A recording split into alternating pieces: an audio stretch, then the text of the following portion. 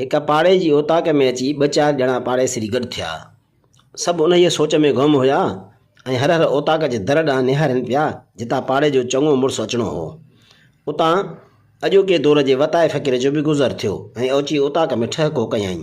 सलाम जे जवाब में सभु खेसि हैरान थी ॾिसण लॻा। वताए फ़क़ीर चयो, ॾिसो छा था, अलाह जो माण्हू आहियां, अलाह जी धरतीअ ते जिते ईंदुमि उते वेही रहंदुमि। ईअं चई वताए वेठलनि जे विच में पलथ हणी वेही रहियो त एतिरे में पाड़े जे चङे मुड़ुस बि अची कड़को कयो। सलाम दुआ खां पोइ वेही रहियो त हिक पाड़ेसिरीअ किरोध वारे अंदाज़ में चयुसि, साईं, पाड़े वारे हमज़े मरहूम जी ज़ाल वॾो किनु कयो आहे, जेको थो ओपरो सोपरो अचे धू हिन जे घर में।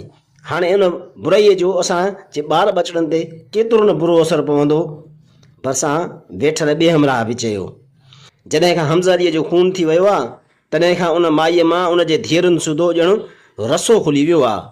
बसि साईं, असांजे महले जी इज़त खे बचायो ऐं उन घर खे हितां लॾरायो। मौलवी साहब बि फतवा ॾिनी आहे त अहिड़ियुनि किनियुनि ज़नुनि खे हिन पाड़े में रहण जो को हक़ न आहे। चङे मुड़ुस चयो, हा यार, हमज़ो पंहिंजे सिर त वॾो नेक मर्द ऐं ग़रीब गुरबे जो हॾ ॾुखी हुयो, पर हिन जे ज़ाल ऐं धीअरुनि त उहो कमु शुरू कयो आहे जंहिं लाइ चवंदा आहिनि चङनि पुठियां चुटा।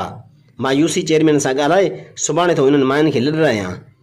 अहिड़ियूं ॻाल्हियूं वताए फ़क़ीर गौर ऐं अचरज माथे ॿुधियूं सो रहियो न थियुसि ऐं चवणु लॻो, भला एतिरो त ॿुधायो, जॾहिं उन घर जो कमाइण वारो मर्द मरी वियो त तव्हां पाड़ेसिरनि उन्हनि जे नियाणियुनि जी का सार संभाल लधी? उन्हनि जी मानी टिकी लटे कपिड़े जो केतिरो ख़्यालु कयो? तव्हां उन्हनि सां कहिड़ी हमदर्दी कई, ॿुधायो नी? छा उन्हनि वीचारनि खे बुख न लॻंदी हूंदी? उहे इंसान न आहिनि छा?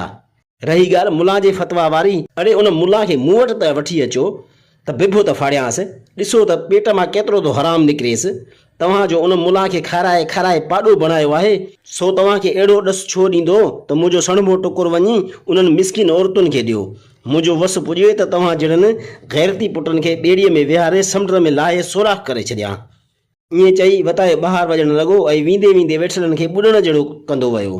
अड़े अलाह न करे जो तव्हां सभु मर्द मरी वञो ऐं पोइ तव्हांजा रूह हिन गंदे मुआशिरे में अची पंहिंजे औरतुनि जो हाल ॾिसनि। वताए वियो त सभु वेठल ॿीहर उन मसइले ते गौर वीचार करणु लॻा।